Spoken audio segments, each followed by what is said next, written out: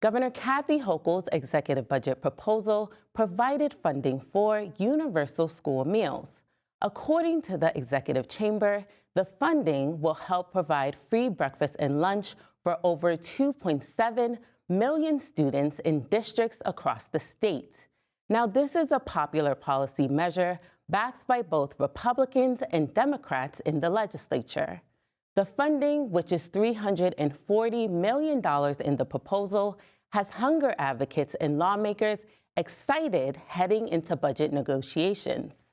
For more on lawmakers' plans to safeguard the funding in this year's final enacted budget, here's our Elise Klein. Following the governor's fiscal year 2026 executive budget address last week, advocates and lawmakers gathered with cheer on the New York State Capitol steps to celebrate a proposal to make school meals free for students across the state. The governor's budget proposes $340 million to make lunch and breakfast free in school districts across the state. For many advocates, this is a win after many years of pushing for universal free school meals. Andres Vives, CEO of Hunger Solutions New York, says the funding will greatly impact the 2.7 million students across the entire state. You can't teach a hungry child, and having meals provided in school, a free breakfast, a free lunch, gets us, so much further. Our children get to go to school without stigma. They get to receive a meal. They go through the school day with fuel for their minds. Vives adds this proposal will also support school administrators to do what they love. Feed kids and not be dealing with the administrative burden of dealing with all of the paperwork that goes along with school meal debt and school accounts and, calling families to try to figure out how we can get paid, so it is really good for the state.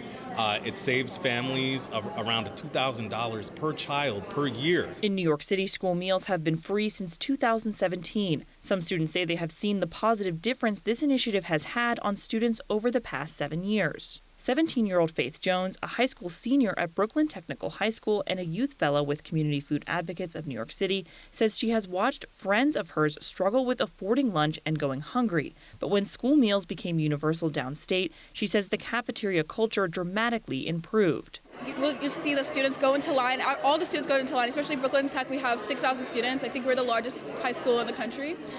We all go into line, we all grab our lunch.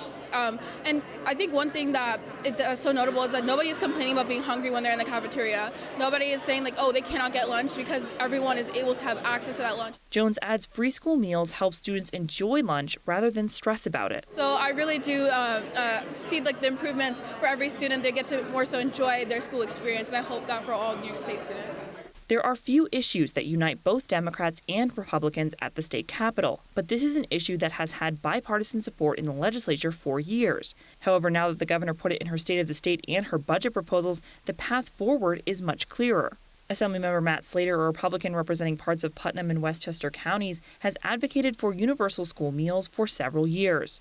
He says as a dad, he understands how important it is for kids to be set up for success.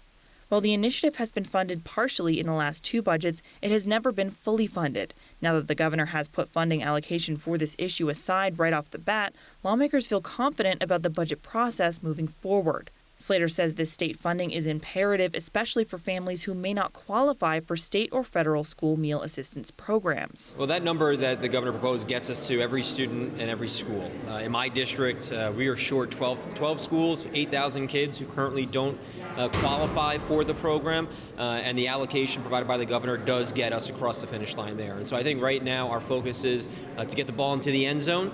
The governor's proposal requires all school districts, charter schools, and non-public schools that participate in the National School Lunch and Breakfast Program to provide free breakfast and lunch to students regardless of their family income. The state is essentially paying for the students' share of costs for all meals served to students not receiving free meals. According to the governor's budget director, Blake Washington, the state can afford initiatives like this one because the state's fiscal health is sound.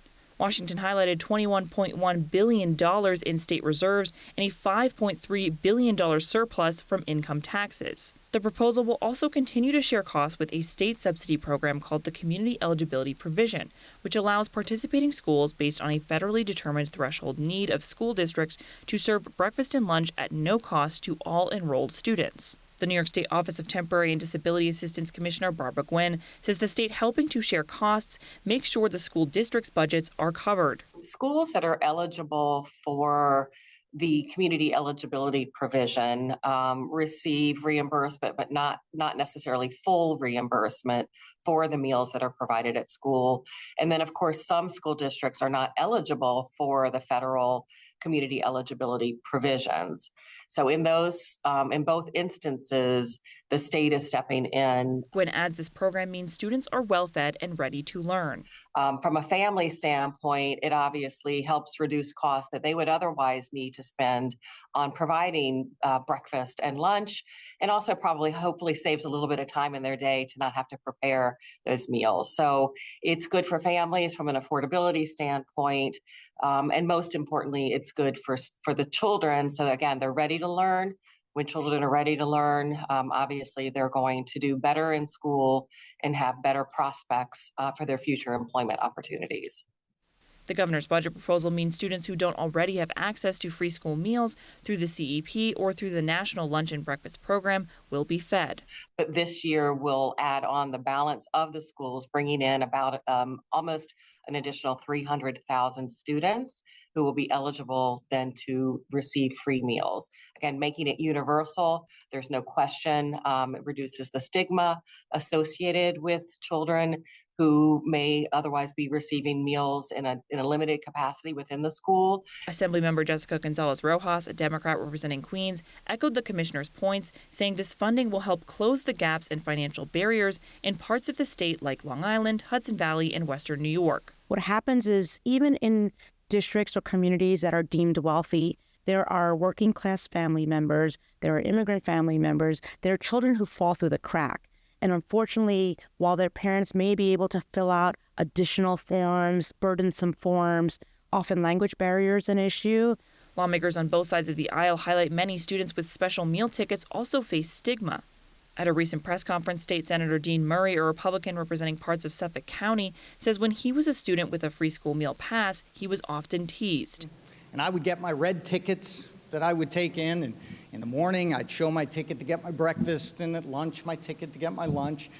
And then the kids started noticing that was different from them. And then they found out why, because I was the poor kid. Here's the poor kid. Why are we paying for you? This, that, the other. The teasing got so bad, and the bullying. I stopped eating. I just threw the tickets away. And unfortunately, we have kids that are doing that now. Murray says by making school meals universal, every student will be on equal footing. Everyone gets it. No one is different, no one to be bullied, and most importantly, every child gets fed. And that's our goal. So with that, I hope everyone will understand why we are pushing so hard to get this done. Some lawmakers say the main pushback against fully funding this initiative in previous state budgets is the cost. Some lawmakers told WMHT concerns have come up as part of the larger spending conversation of the state budget, but there doesn't appear to be any direct opposition to this measure. Moving forward, lawmakers will have to safeguard the $340 million proposal from potential cuts, which can happen during the budget process as priorities are weighed. The pushback always is the cost, but I think we've really made the strong effort and have really demonstrated the fact that this investment, yes, there's a cost associated to it, but that investment that we're making is in our kids. And if we're not feeding hungry children, then I don't know what we're doing up here. And so we've really, I think, done a good job bringing Republicans and Democrats together on an important issue like this. Assemblymember Ed Raw, a Republican representing Nassau County and a ranking member of the Assembly Ways and Means Committee, says the budget process moving forward, public hearings, negotiations, and voting on budget bills should move smoothly for this proposal.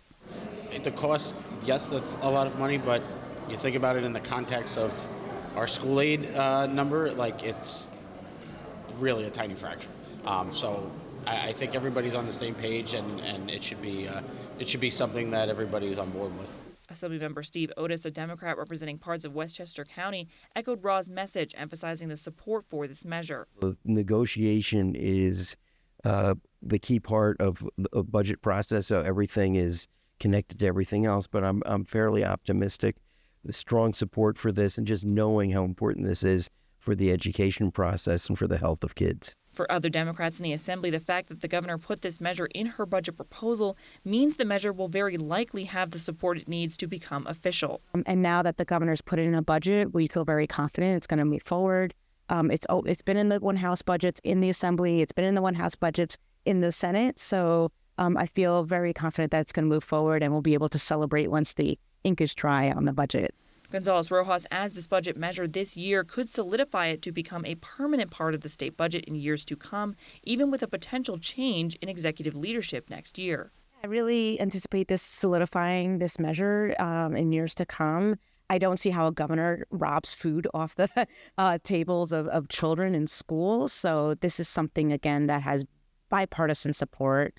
And we really anticipate it being a very successful program and one that we'll immediately see the benefits of. Some political experts say Governor Hochul's initiative this year is all part of the governor's affordability focus for this year. Sean Donahue, a political professor at SUNY Buffalo, says the governor's budget proposal is right in line with her affordability agenda for this year. Donahue also says this measure seems to have gained momentum nationally over the past year. It seemed like it kind of got a big boost last year whenever Governor Tim Walz became the Democratic nominee for vice president, because Minnesota had put this in place. So it's something that you've seen some of the blue states, so states where Democrats are in control of the legislature and the governorship, have pushed through. If this measure is adopted in the final state budget, New York will become the 9th state in the country to make school meals universally free. The governor's proposal is only one step in this process to officially make school meals universally free. The next step at this point is budget hearings, where lawmakers question experts, advocates, and leaders on issues like this one. The budget hearings started earlier this week and are set to continue until the end of February. Elise Klein, New York Now. And for more on the funding for universal school meals, you can visit our website. That's at nynow.org.